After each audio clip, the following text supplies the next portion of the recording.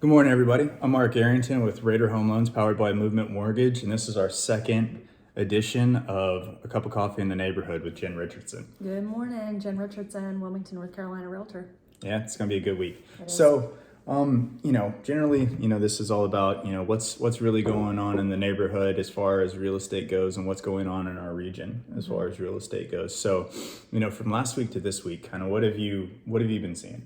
Yeah, so from comparing last week to this week, the number one thing that stands out to me the most is I have seen showings increase drastically. So we've just about doubled our showings over time, which is a good indicator that, buyers are out in the market. They are definitely out there shopping. It's a great time to be a seller right now. Showings have increased, and I think that overall we're going to continue to see that trend. So I'm also seeing, as far as new construction goes, about 40% of our contracts were new construction. Really? Oh, well, they're shooting up everything Yeah. around here. Like, there's big old neighborhoods going and everything else. And so I know that Wilmington was, it's been on top 10 for the last, probably 3 to 5 years, I think. And it's been number one a couple of years as far as people importing into this region. Do you think that is probably the reason for all of the new construction and all of the growth that's happening around here? Yeah, I do. I mean, we've always been a destination. We're at the beach. It's a great place to live. It's not a bad place to be. It's a wonderful place to be. But I do see a tremendous amount of folks that are coming in from various regions, that are not even in the state. So the main reason that I hear, because I always ask my clients, like, why are you moving? Right. What's got you thinking about moving down here? And 9 times out of 10, if they're coming from the Northeast, it's to escape really exorbitant property taxes and carrying costs up there, overpopulation and weather. Right. So, yeah. I mean, I've seen, obviously, a lot of people from the Northeast are coming down here, and I tell them what their mortgage will be, right? Because obviously we know that mortgage is, principal, interest, taxes, and insurance. And they are just like, okay, cool, that's the principal and interest payment, right? And I'm like, no, man, that's your mortgage payment. That's your entire mortgage payment, right? And they're like, holy crap, I've been paying that in taxes, you know what I mean? Yeah. And essentially a lot of them are just getting taxed out of their homes a little bit up there, because it's unfortunate. But, luckily, here in Eastern North Carolina, we have low tax rates. We do. Very low tax rates. And something that I came across last week, I didn't realize this, but apparently South Carolina is implementing this. They're calling it the Yankee tax. So I think that's going to further drive it. And it's not a lot of money by no means. It's a couple $100, if you're coming out of state to renew your license and such. But I think that there's something mental about that, and that's going to drive even more people to North Carolina. Oh, yeah. And I think we're going to see that in the South Brunswick area, of course. Nobody likes taxes. Nobody likes I don't like taxes. Taxation without representation. Yeah. I think that's how we got here in the first place. Yeah. Right? You know what I mean? That's it. Yeah. But what are you seeing as far as where are you seeing your clients come in from? I mean, do you think it's about the same as far as Northeast? Just because of my background, the majority of my clients are military, right? So, but as far as my non-VA clients, I'm seeing a lot of them coming from New York State, New Jersey, Connecticut, a little bit, and then some of the kind of like the mid north areas, like the Michigan, like the cold places and stuff like that. And majority of people that I see that are coming from like the colder places are retirees. Okay. And you know what I mean? They're just like, hey, I'm done with this cold weather. And I mean, North Carolina is just, it's nice. And then if you want the cold weather, you just kind of drive a couple hours and then you're in the mountains, right? Hit the mountain. But I mean, our kids were out playing barefoot in the backyard and it's February. Right. So, I mean, there's something to be said about that. Yeah. Other than the pollen. Just be scared of the pollen, like literally. It's time. already over there.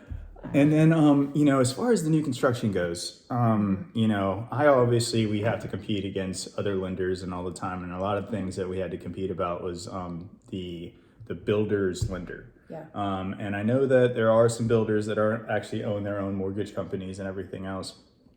And, just thinking about it, I was like, they had to have been operating at a loss for some time because I think that they were offering just ridiculous amount of incentives. Their incentives were through the roof. And I mean, I would see them go all the way up to like 10 grand in closing costs. It's, and it was shocking to me, but that's what they were doing. Yeah. And, it made sense for a lot of people to do that. What I'm seeing now, and one, I just put one under contract this weekend, right? And what I'm seeing now that was about 25% of what they were offering. The same builder was offering this time last year. So, Oh, really? I mean, yeah. So it's gone down by 75%.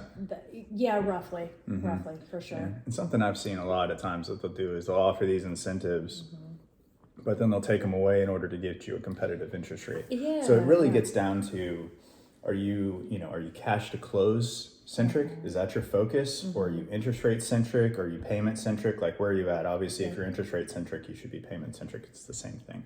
But I've definitely seen that. Like, I'll look at the interest rate. I was like, cool, man, for that $10,000, you like, my interest rate would cost you $10,000 in these people's eyes or whatever else.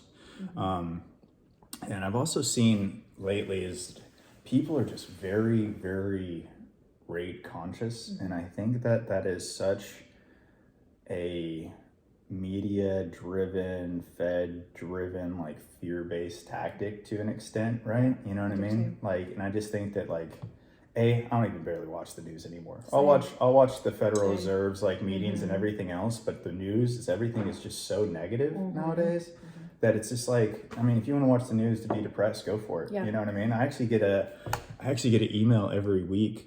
It's called Nice News. Okay. So literally everything that's on there is actually positive.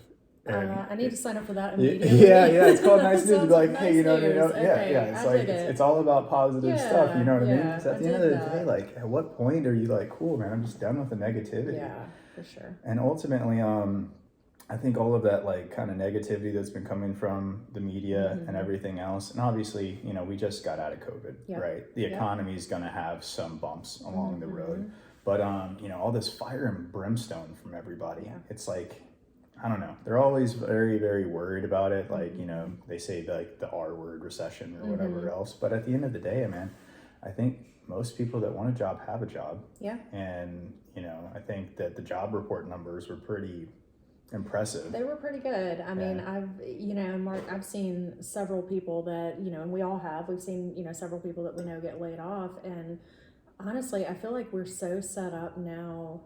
And, you know, this is not downplaying that. Obviously, it's a terrible thing to happen to somebody, but we're set up, and I think that we're accustomed now to start looking at other ways to make our money. And I don't know if it's just... It's a beautiful thing about America, right? It is. And I don't know if it's just, you know, our industry and we're all sort of, you know, the self-employed mindset or entrepreneurial mindset or whatever. But, I mean, I'm seeing some of my friends that got laid off, and they're starting their own businesses of pursuing their passions. And I think that's fantastic. So... you know, I think that all the doom and gloom is, you know, it sucks, it's the media, but it's what sells. But you and I were talking too about the Fed is meeting. Is that right? Yep. So, March so 15th what does and that 16th, mean? What does that mean for the consumers in the marketplace right now? So here's what I've seen, and I am not an economist. Like, I listen to economists, right? But at the end of the day, like, I am not a formally trained economist. So essentially, what I have seen that's happening is if the Fed does what everybody thinks that they are going to do, the markets are fine to an extent that the interest rate might even get better, right? So if the Fed comes out next month and says, cool, we're going to raise it 25 basis points, it's which what everybody kind of expects, but inflation numbers last month were not as good as they thought. They actually were like a little bit worse than they thought. But if the Fed comes out and says, okay, cool, you know, we're seeing positive trends or whatever else, if they have somewhat of a positive message and they just do 25 basis points, interest rates will get better. Now, if the Fed comes out and says, hey, we didn't like the numbers that we looked at from last month, we need to go back to hatchet mode, and they go 50 basis points, you know, the market's going to react negatively. And, you know, economists like to think that they're all completely analytical. It's all just numbers to them, you know, trends or whatever else, and they want to put a number and have some sort of tangible thing for everything. But at the end of the day, you're talking about people. And people do not always think rationally. Right? Like, you know what I mean? Like, not everybody in the United States is sitting there thinking rationally. So essentially, that's why I think that whenever they do, like, the Fed does what people think that they are going to do, it actually has like a benefit.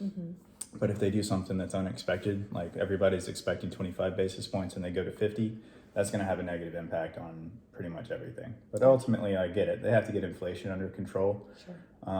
But I mean, there's a lot of reports and stuff out there that, you know, Americans are still spending money. Like, that's our economy is strong. Like, that's, you know what I mean? And And obviously, I'm pretty well trained. Like I had a lot of my training into looking at past wars and everything else. But I mean, ultimately, it's been the American economy that's very much benefited our nation throughout our entire history. Especially after World War One. But that's my 2 cents on it. Not an economist, sense, but yeah. at the end of the day, I think I read people pretty well, and people like known things. And when something comes that kind of bumps everybody, that's when people react rationally or irrationally. But that's what I think is going to happen. But I'm hoping that the Fed, it's my hope, 25 basis points, and then maybe even the next Fed meeting, they say, okay, we're good for a minute. And ideally, if I was, king for a day or whatever else, I would have made an increase and then I would have waited 3 months. Yeah. You know what I mean? Like Americans just get in this habit of just be like, now. And like when something like the Fed makes a decision, like a drastic decision at that point, the reverberations of that,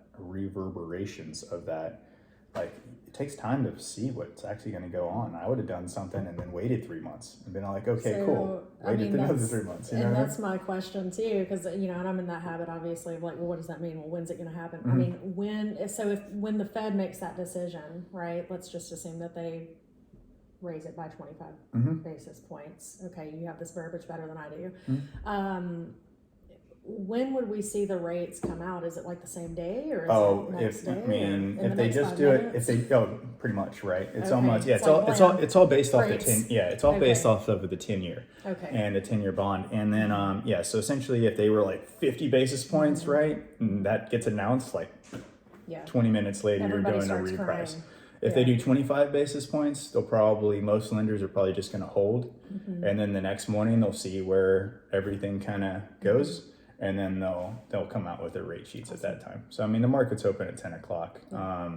Everybody has after hours pricing and everything else, but at the end of the day, like at 10 o'clock is kind of when you know where things are going to go. Okay, cool.